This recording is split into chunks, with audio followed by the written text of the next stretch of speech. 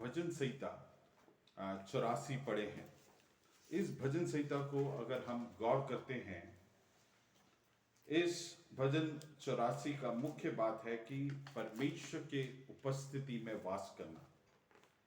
भजन 84 को अगर हम बहुत मन लगा के इसका अध्ययन करें तो हम समझ सकते हैं ये परमेश्वर के दास जो इसका रचयिता है उसका ये कहना है, परमेश्वर की उपस्थिति में वास करना मेरे लिए सबसे उपयुक्त और महत्वपूर्ण है।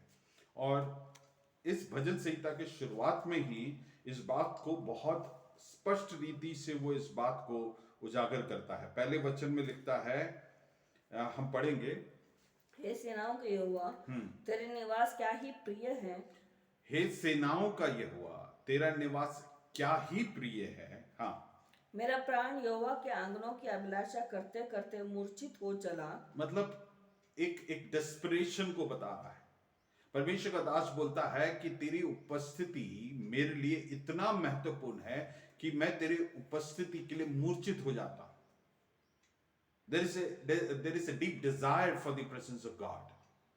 एक भक्त के लिए उसके जीवन में उपयुक्त रीति से होने वाली एक प्रतिक्रिया है कि वो परमेश्वर की उपस्थिति के लिए हरदम उसके हृदय में एक बड़ी लालसा होगी।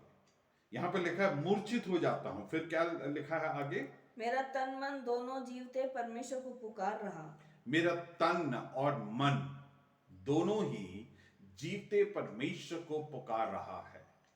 अर्थात बोलने का अर्थ है कि मेरा एक्सटर्नल और इंटरनल एस्पेक्ट दोनों ही इस बात में लगा हुआ है कि मैं परमेश्वर की उपस्थिति के लिए मैं उस लगन के साथ हूं। जब हम इस बात को पढ़ते हैं, हम अपने आप से पूछें कि हमारे जीवन में इस कदर का एक परमेश्वर की उपस्थिति के लिए एक लालसा है क्या? नहीं है तो हम परमेश्वर से प्रार्थना करें कि परमेश्वर मेरे जीवन में इस प्रकार से एक लालसा को दे कि मैं तेरे उपस्थिति के लिए इसी रीति से मैं लालसा रखूं, कि मैं तेरे उपस्थिति के लिए डेस्परेट होने पाए, मैं तेरे उपस्थिति की कामना में मैं अपने जीवन को पूर्ण रीति से सौंपने पाए। एक व्यक्ति जिसको किसी चीज का महत्व समझ में आता है और उस महत्व को समझ लेता है, तब वो उस महत्वपूर्ण बात के लिए अपनी पूरी जी जान लगा देता है कि वो अपने जीवन में अर्जित करे।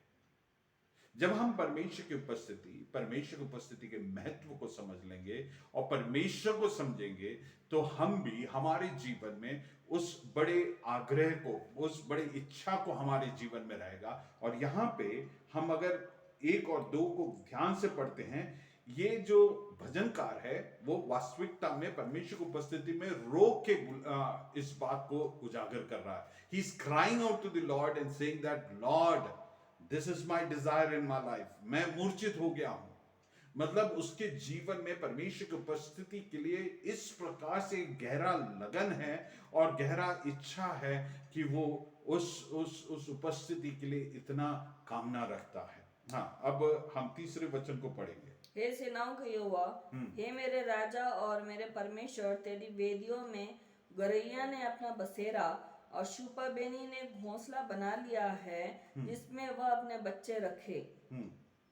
आगे, क्या ही धन्य है वे जो तेरे भवन में रहते हैं। और ऊपर 2 चिड़ियों का नाम दिए, और वे क्या करते हैं कि अपनी घोंसला जो है परमेश्वर की उपस्थिति में बनाते हैं और अपने बच्चों को वहां पर रखते हैं। और फिर आगे चौथे पद में बोलता है, क्या ही धन्य है जो परमेश्वर की उपस्थिति में वास करते हैं। उन चिड़ियों के बातों को बोल के हमें बता रहे हैं कि हमारे जीवन में एक धन्य होने की जो अवस्था है वो ये है, हम और हमारे परिवार परमेश्वर की उपस्थिति में वास करना। इसलिए मैं आप सभी को प्रोत्साहित करना चाहता हूं।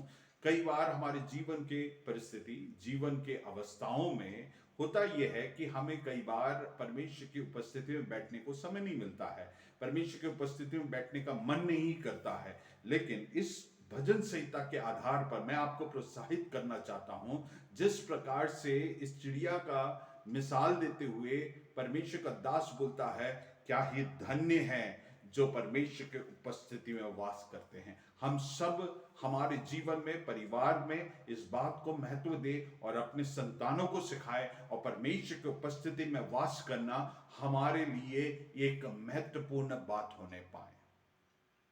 मेरे प्रियो, मैं यहां पे कलीसिया के बारे में नहीं बता रहा हूं। कई बार जैसे ही कलीसिया बोलते हैं हमारे दिमाग में आता है एक इमारत, लेकिन इमारत से बढ़कर एक कलीसिया को कलीसिया बनाता है जब परमेश्वर की उपस्थिति उस कलीसिया में वास करता है, या हमारे परिवारों में, हमारी संगति में वास करता है। तो वास्तविक अर्थ यह है कि परमेश्वर की उपस्थिति जहां है, उस उपस्थिति के लिए हमारे जीवन में और परिवार में प्राथमिकता दे और उसके लिए हम महत्व देने पाए। चौथे वचन को हम एक और बार पढ़ेंगे। क्या ही धन्य है वे जो तेरे भवन में रहते हैं। क्या ही धन्य है वे जो तेरे भवन में रहते हैं। मैं आपसे बहुत सिंपल सा प्रश्न पूछना चाहता हूं, क्या आप अपने जीवन में इस मायने में धन्य होना चाहते हैं? कई बार हमारी जो परिभाषा है धन्य होने का, वो है हमारे धन दौलत, ऐशो आराम, और हमारी जो शारीरिक दशा में हमें जो जरूरतें हैं उसकी पूर्ति होने पर लोग बोलते हैं ये धन्य है, ही इज ब्लेस्ड। लेकिन परमेश्वर के दास बोलता है, blessed are those who dwell in your house. आशीषित, धन्य वे हैं जो परमेश्वर के उपस्थिति में वास करते हैं। मेरे प्रियो, सो हमारे जीवन में हम अगर धन्य होना चाहते हैं, मैं आपको बताऊं, परमेश्वर की उपस्थिति में वास करना हमारे जीवन की सबसे बड़ी प्राथमिकता होने पाए। ये तमाम बातों को अगर आप धीरे धीरे करके पढ़ के नीचे आते हैं, हम बहुत सारी बातों को सीख सकते हैं। इसको मैं बिल्कुल संक्षेप में 4 पॉइंट में बताऊंगा। उससे पहले मैं 11वें वचन को पढ़ना चाहता हूं। क्योंकि यहोवा परमेश्वर सूर्य और ढाल है। यहोवा परमेश्वर सूर्य और ढाल है। यहोवा अनुग्रह करेगा। देखिए, यहोवा अनुग्रह करेगा। संकोच है क्या आपको? यहोवा अनुग्रह करेगा या नहीं करेगा, संकोच है क्या? यहां पे लिखा है यहोवा अनुग्रह करेगा और महिमा देगा। और महिमा देगा। और जो लोग खरी चाल चलते हैं, यहां पे ध्यान दीजिएगा, जो लोग खरी चाल चलते हैं उनसे वह कोई अच्छी वस्तु रख ना छोड़ेगा। उनसे कोई अच्छी वस्तु रख ना छोड़ेगा। इंग्लिश में लिखा, he will not withhold from those who walk blameless। दूसरे एक वर्षन में लिखा, he will not withhold from those who walk uprightly। परमेश्वर की उपस्थिति में, परमेश्वर के नजर में हम खरे मन और खरे जीवन के साथ जब जिएंगे, परमेश्वर हमसे कोई भी भली वस्तुओं को हमसे दूर नहीं रखेगा। भली वस्तुओं से तात्पर्य क्या है? आपकी और मेरी जीवन में जो रोजमर्रा की जिंदगी में जो जरूरतें हैं, उसे परमेश्वर निश्चित हमारे जीवन में प्रदान करेगा और हम उसके लिए मोहताज नहीं रहेंगे। लेकिन इसके लिए शर्त क्या है? इस आशीषों को हमारे जीवन में खोलने के लिए कुंजी ये है कि हम परमेश्वर के नजर में निर्दोष रहे, परमेश्वर के नजर में हम ब्लेमलेस रहे, परमेश्वर के नजर में हम खरे रहे। ये सब बातें हमारे हृदय की भाव को बताता है। हम बाहर से जो है वो बातों को हम ऐसे जता सकते हैं कि हम भले लोग हैं, अच्छे लोग हैं, लेकिन हमारे जीवन के हर पहलू में परमेश्वर के नजर में हम निर्दोष होने पाए। और अगर निर्दोष है तो हम जान सकते हैं हम हमारे जीवन में किसी भी बात के लिए हम मोहताज नहीं होंगे। ये परमेश्वर के वचन में लिखा है, और परमेश्वर के वचन में दिया, आकाश और पृथ्वी टल जाए, मेरा वचन नहीं टलेगा। और ऐसा है तो परमेश्वर के वचन में जो लिखी हुई बात है, हम विश्वास करते हैं कि परमेश्वर पूर्ण करेगा। उस भाग को हम दोबारा पढ़ेंगे।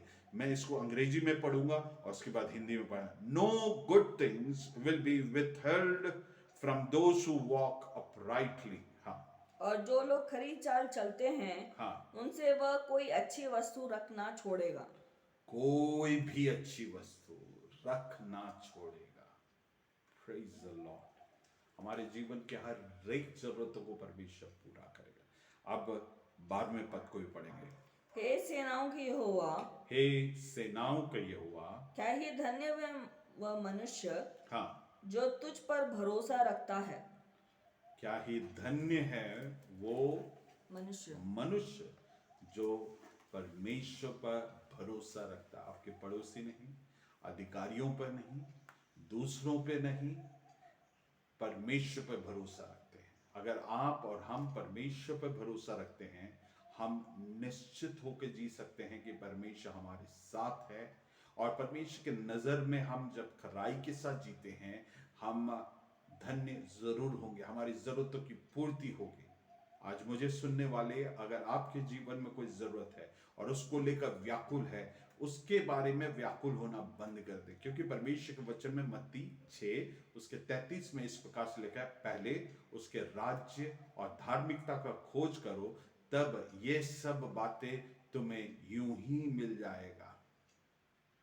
व्यक्ति होता है कि परमेश्वर की उपस्थिति में हमें कुछ चीजों को प्राथमिकता देना है। और आज के भजन संहिता के आधार में हमें अपने जीवन में जो प्राथमिकता देना है वो है परमेश्वर की उपस्थिति के लिए, परमेश्वर की हुजूरी के लिए। हमारे जीवन में परमेश्वर की हुजूरी उतर आए और हम उस हुजूरी के लिए कामना रखने वाले होने पाए, हम उसकी हुजूरी के लिए इतना अधिक प्रयत्न करने वाले होने पाए कि मूर्छित होने पाए, तब भी हम उसमें तृप्त नहीं हो सकते हैं। परमेश्वर के वचन में लिखा है, एक दुष्ट व्यक्ति के डेवड़ी में, उसके घर के अंदर रहने से, उसके महल में रहने से कई अधिक उत्तम है कि परमेश्वर की उपस्थिति या परमेश्वर के वास्तल के उसके डोर कीपर बने, उसकी चौकीदार बनना अधिक उत्तम होगा। कितना कितना बड़ा कंपैरिजन बताया। हम कई बार इस परमेश्वर की उपस्थिति के महत्व को नहीं समझते हैं, इसलिए हम उस प्रकार से कामना नहीं रखते हैं। मेरे प्रियो, परमेश्वर इस वचन के द्वारा हमारे जीवन में कार्य करने पाए। मैं 4 बातों को आपको बताऊंगा क्यों हम परमेश्वर के उपस्थिति को हमें चुनना चाहिए।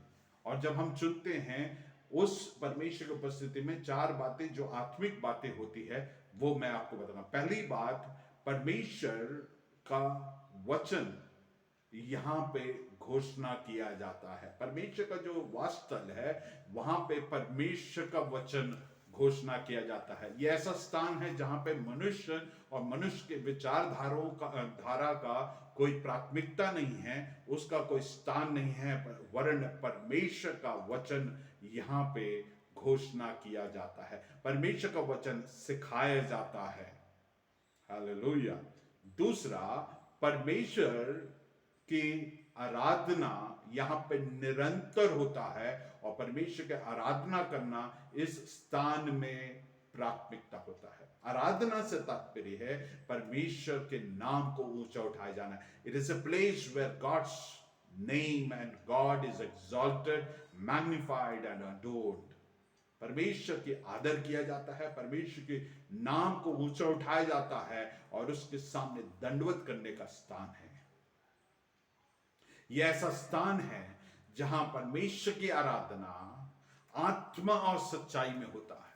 ये प्रभु यीशु मसीह ने यूहन्ना रचित सुसमाचार 4 अध्याय में जब उस सामरी स्त्री से वो वार्तालाप कर रही थी, उसने इस प्रकार से बोला कि अब इस परमेश्वर की आराधना आत्मा और सच्चाई में करना है।